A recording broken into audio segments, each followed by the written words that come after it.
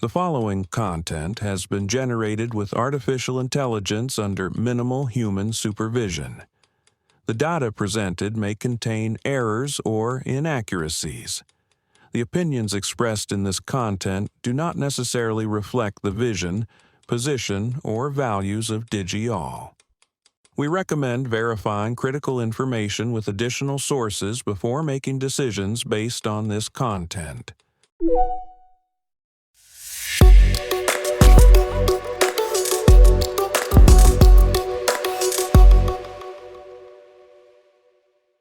Welcome to DigiAll Tech News. I'm Kylie Brooks, and today is Tuesday, December 23rd, 2025.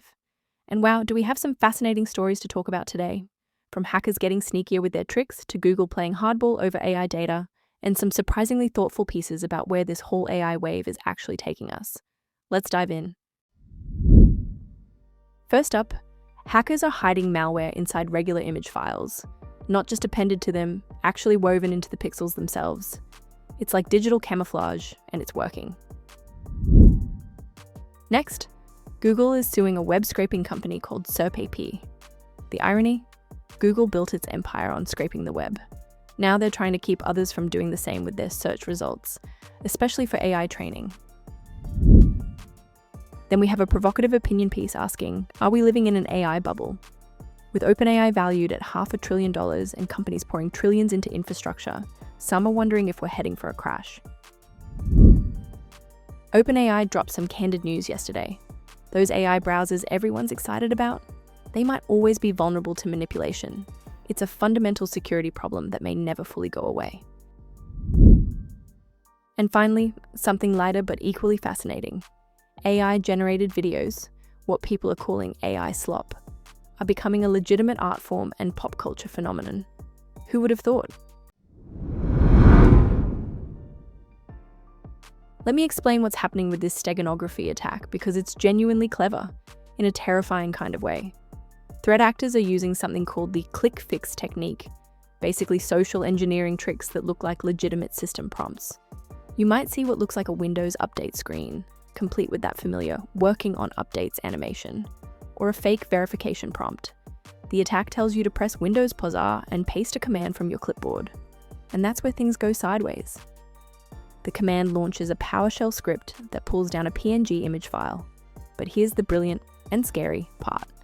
The malware is actually encoded into the red channel of the image pixels. They're using XOR encryption with a specific key, and the whole thing runs in memory without ever writing to your disk. The end goal? Info stealers like Lumacy2 and Radamanthes that go after your credentials and financial data. Huntress, the security firm that analyzed this, says the best defense is user awareness training and maybe restricting access to the run dialog through group policy. Because at the end of the day, this attack relies on users following instructions they shouldn't trust. Okay, this Google lawsuit is fascinating for so many reasons. Google is going after SerpApi, which is a company that provides an API for scraping Google search results. Basically, they make it easy for other companies to access Google's data programmatically. And here's where it gets spicy. According to reports, OpenAI and Perplexity are SerpApi customers. Google's argument is that SerpApi is circumventing their security measures to access copyrighted content, things like licensed images in knowledge panels and real-time data, and then reselling it without respecting the rights of website owners.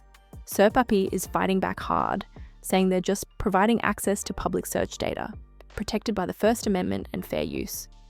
But what really strikes me is the bigger picture here. Google built its entire business on crawling and indexing the web. Now that AI companies want to do something similar with Google's own search results, suddenly it's a problem. This is part of a much larger battle over AI training data. Copyright holders are either suing AI companies or signing massive licensing deals. And Google, which is training its own Gemini models on vast datasets, sees competitors accessing its data as an existential threat. Experts are saying this could mark the end of the free-for-all approach to AI data collection. We might see slower AI development, more strategic licensing, and real impacts on smaller competitors who can't afford billion-dollar data deals. Raphael Behr's piece in The Guardian really makes you stop and think. He's arguing that we're in the middle of an AI bubble, driven by Silicon Valley hype and massive investments, that's distorting the entire global economy and even fueling tensions between the US and China. And the numbers are staggering. OpenAI is valued at $500 billion, despite limited revenue. Sam Altman is securing $1.5 trillion for AI infrastructure from companies like Microsoft, which alone has invested $135 billion. To put that in perspective, this echoes past bubbles like the dot-com crash. Bear points out that the hype merges startup entrepreneurialism with these grand visions of artificial general intelligence, AGI, where we'd have superintelligent, self-evolving systems. And whoever creates that first gets immense power. It's a race for AI dominance. The US wants to get there first. China is opting for widespread lower-tier AI under central control. Meanwhile, regulation is lagging way behind, leaving a lot of power in the hands of tech oligarchs and authoritarian regimes. Bear gives examples of the risks. Elon Musk's Grok expressing white supremacist views. Hallucinations in large language models that are getting worse as more AI-generated content floods the internet. He sees this as a path toward a fabricated reality shaped by, in his words, greedy egos. His prediction? When this bubble bursts, and he thinks it will, possibly crashing the economy, it'll force us to have a global conversation about AI risks and rules. A chance to ensure humans, not machines, stay in control. Yesterday, OpenAI published a surprisingly candid blog post about a security challenge facing AI browsers, like their ChatGPT Atlas.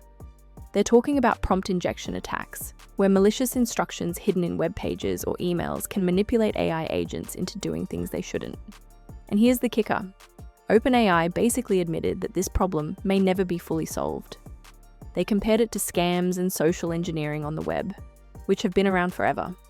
When you put an AI in agent mode, letting it browse the web and take actions on your behalf, you're expanding what security folks call the attack surface. Shortly after Atlas launched in October, security researchers demonstrated vulnerabilities. You could alter the browser's behavior just by putting specific words in a Google Doc. The UK's National Cybersecurity Centre has warned that these attacks may never be totally mitigated. OpenAI's approach is interesting though. They're using an LLM-based automated attacker, essentially an AI trained to attack other AIs, to find vulnerabilities proactively. This bot tries to trick the AI into harmful workflows, sometimes across tens or hundreds of steps. In one demo, it inserted a malicious email that tricked the AI into sending a resignation letter instead of an out-of-office reply.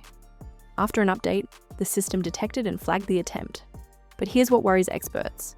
Agentic AI browsers have high access to sensitive data, email, payments, personal information. As one security researcher put it, for most everyday use cases, agentic browsers don't yet deliver enough value to justify their current risk profile. OpenAI recommends requiring user confirmations for important actions and limiting how much access these agents have.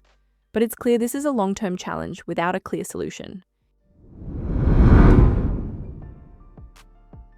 Let me end on something a bit more fun. There's this term that's been floating around, AI slop. It started as a dismissive label for low-quality AI-generated content. Think bizarre, surreal videos that don't make sense. But something interesting is happening. These videos are becoming a legitimate pop culture phenomenon. Kaiwei Chen from MIT Technology Review explored this, and it's fascinating. People are using tools like OpenAI's Sora, Google's Veo, and Runway to create short videos from text prompts. And the results are often absurd. JD Vance in impossible outfits, animals in fairy tales, body horror hybrids. It started with simple viral trends like rabbits bouncing on trampolines, which then evolved into endless variations. What's interesting is that the technology has progressed rapidly. Early AI videos were blurry, silent snippets. Now they're producing seamless, minute long videos with audio. While these tools are marketed for professional filmmaking, they're thriving on mobile platforms as hypnotic absurdities. There's definitely a dark side, racist deepfakes, and what people are calling Nazi slop. But there are also communities using it for satire, comedy, and genuine art. Chen interviewed creators who are making playful content, grotesque fusions, daily vignettes, even sassy branded advice that's expanding into franchises.